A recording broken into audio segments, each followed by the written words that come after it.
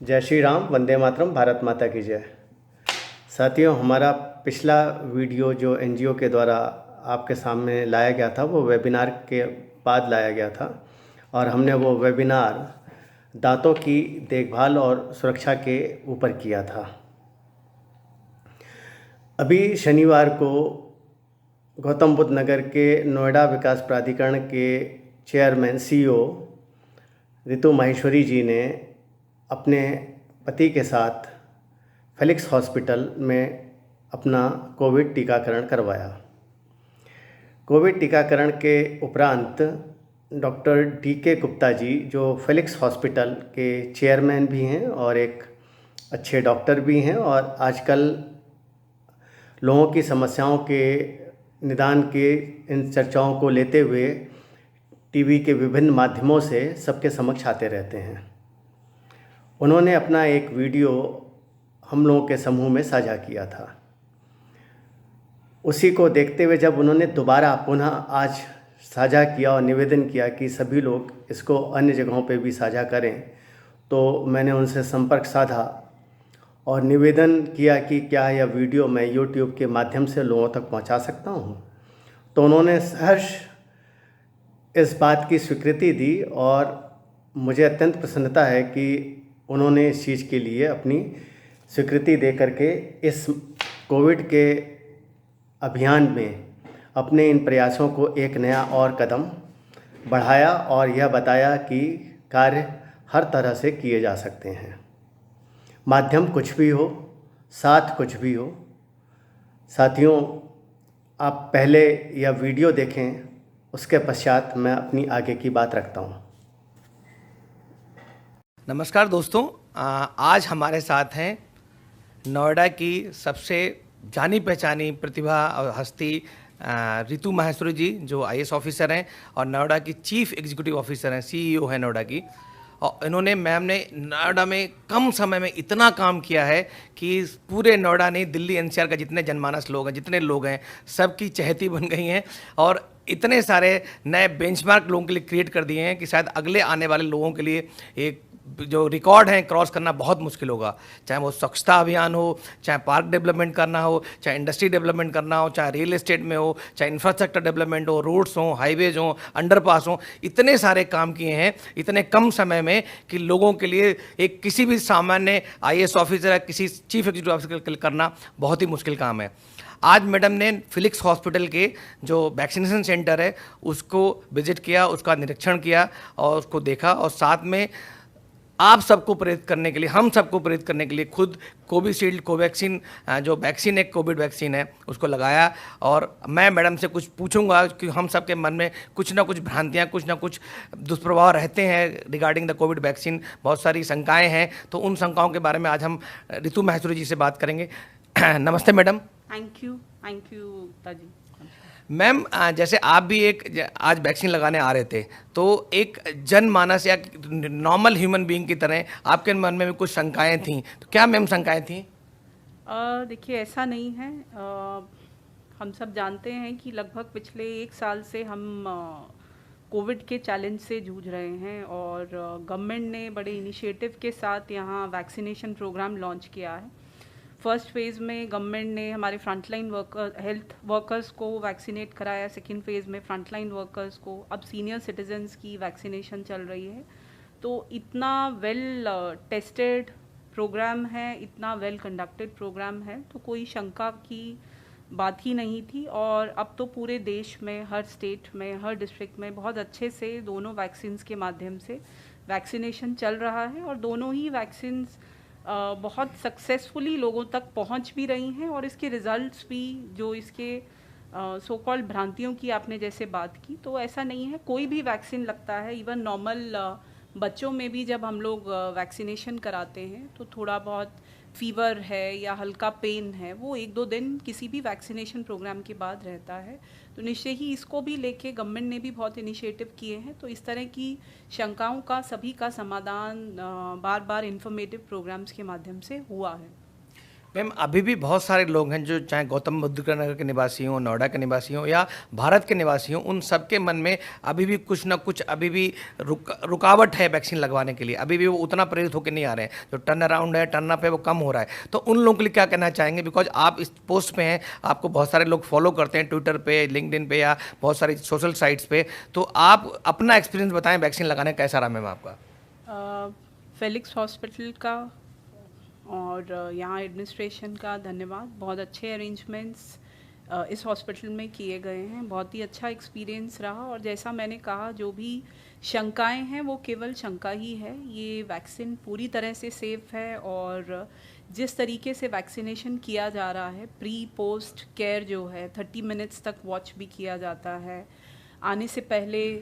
और अगर कोई सिम्टम्स हैं उसके बारे में पूछा जाता है। अगर कोई दूसरे सिम्टम्स हैं जिसकी वजह से फ़िलहाल वैक्सीनेशन करना उचित नहीं है, तो वो सब प्रिकॉशंस हॉस्पिटल्स के द्वारा ली जा रही हैं। तो मेरी सभी लोगों से ये अपील रहेगी कि कोविड के चैलेंज को देखते हुए वैक्सीनेशन बहुत ही आवश्यक है। और लगभग हर कैटेगरी के जो हाई रिस्क इंडिविजुअल्स हैं उनके लिए गवर्नमेंट ने अब ये प्रोग्राम ओपन कर दिया है और अब सीनियर सिटीजन्स के लिए चल रहा है।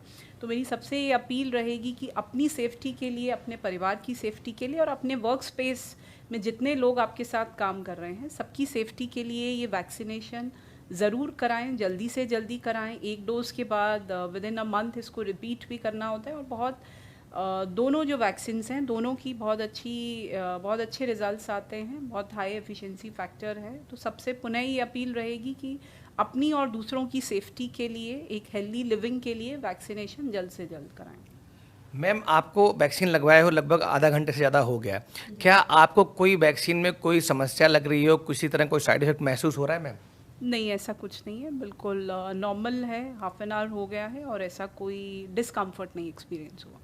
अच्छा मैम, बहुत सारे लोग ऐसे भी हैं जो वैक्सीन तो लगवा रहे हैं बट उसके बाद उनको लगता है कि वो सुपर हीरो या सुपर ह्यूमन बीइंग हो गए हैं और वो जो प्रिकॉशंस हैं, जो कोविड एप्रोप्रिएट बिहेवियर है उसको फॉलो नहीं कर रहे। मैं आपको देख रहा था पूरे दौरान, हॉस्पिटल विजिट के दौरान हर समय मास्क लगाए रहे हैं। जहाँ भी जाते हैं, जिस भी मीटिंग में रहते हैं, आप मास्क लगा के रखते हैं। तो ऐसे लोगों को क्या संदेश देना चाहेंगे?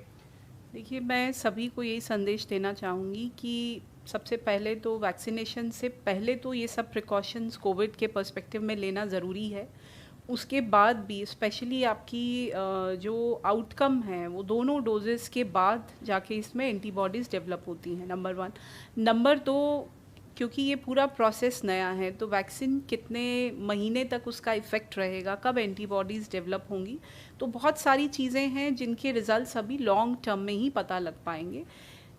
ये बीमारी हम सभी के लिए, ना केवल भारत के लिए, पूरे विश्व के लिए एक चैलेंज है। और हम सभी लोगों को जो ड्यू प्रिकॉशंस हैं even after vaccination, whether it is mask wearing, whether it is social distancing, ये सब प्रिकॉशंस अपना एक वे ऑफ लिविंग बनाना पड़ेगा जब तक हम लोग इस बीमारी से और बेहतर तरीके से इसको डील करने के लिए सक्षम नहीं होते हैं। हम सभी लोगों ने सुना होगा कि सडनली कुछ स्टेट्स में केसेस काफ़ी बढ़ने भी लग गए हैं। तो जहाँ लोगों का थोड़ा सा प्रिकॉशंस में कमी हुई है, एक थोड़ा सा वो फीलिंग आ गई है कि नहीं अब तो वैक्सीनेशन चल रहा है तो अब कुछ नहीं होगा, तो ऐसा नहीं है। Because we have to be on the guard, we have to be on the watch, and specially not only before vaccination, even after vaccination round complete होने के बाद भी एंटीबॉडीज़ बनने की स्टेज तक। तो this precaution part has to be made a part of our life.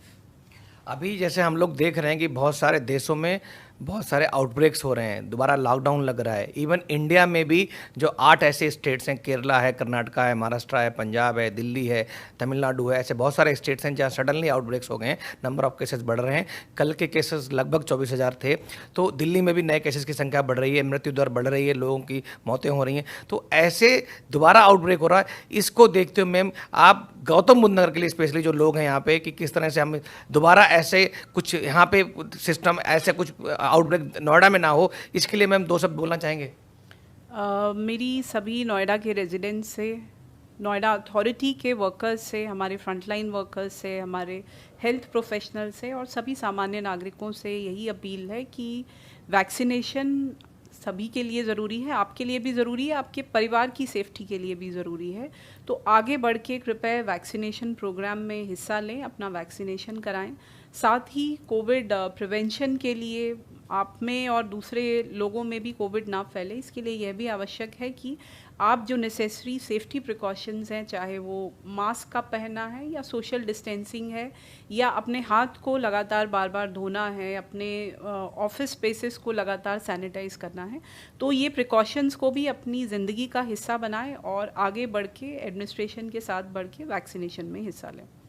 Ma'am, जैसे आप जो स्वच्छता अभियान है उसके लिए एक रोल मॉडल का आप काम कर रहे हैं, नोएडा को आपने कई अच्छी रैंकिंग में पहुंचा दिया है और शायद इनडायरेक्टली कहीं ना कहीं ये कोविड कंट्रोल में बहुत हेल्पफुल रहा है हम सबके लिए।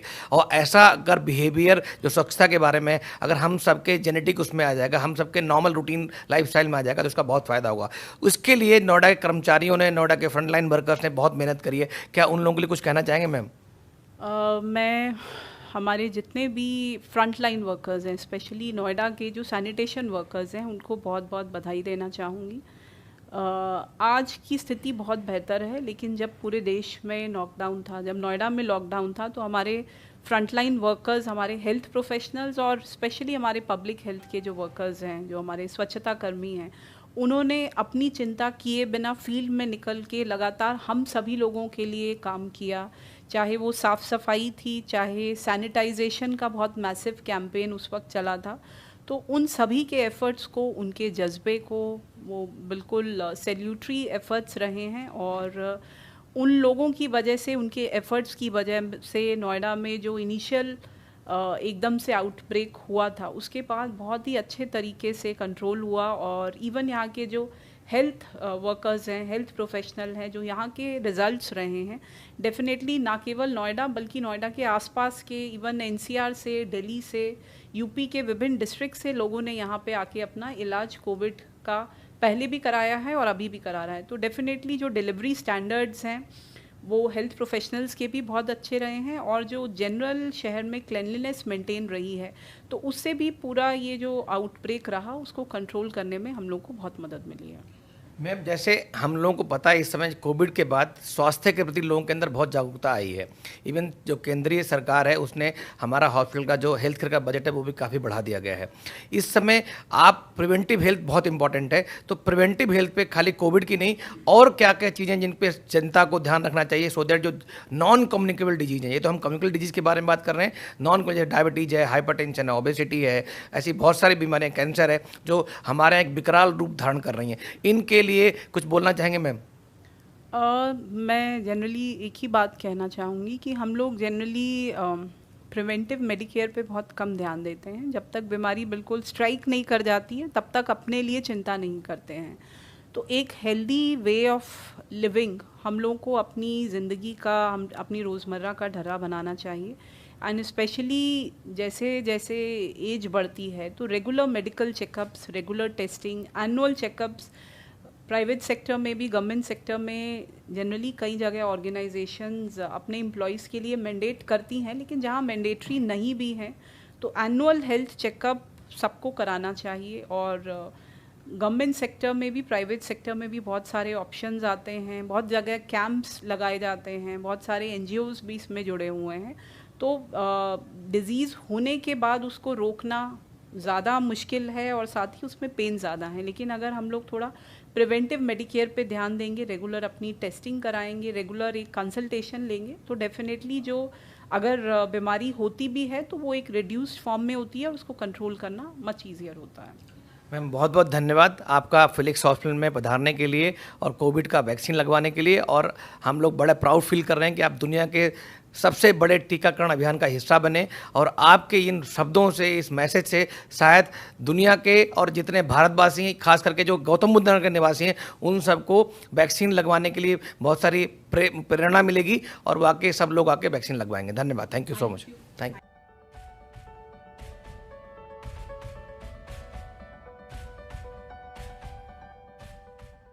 साथियों, आप लोगों ने यह वीडियो देखा। इसमें doctor DK Gupta, chairman Felix hospital, Ritu Maheshwari ji, CEO Noida authority, से चर्चा कर रहे हैं कोविड के ऊपर, और विभिन्न पहलुओं पर उन्होंने उनसे बातचीत की। मैंने इसी क्रम में उनसे निवेदन किया कि क्या हम लोग इस चीज़ पर चर्चा कर लोगों के लिए एक वीडियो लेकर के आ सकते हैं। उन्होंने सहर्ष अपनी स्वीकृति प्रदान करी।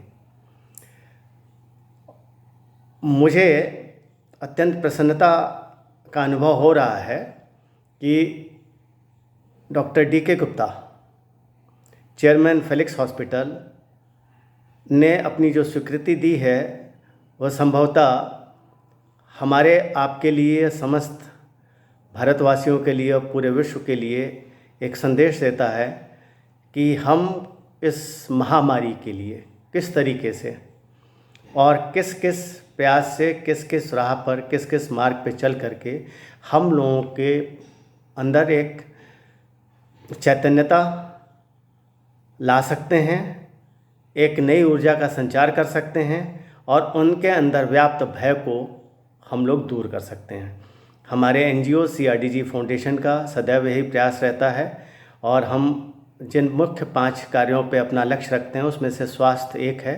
यह स्वास्थ्य का ही बिंदु है।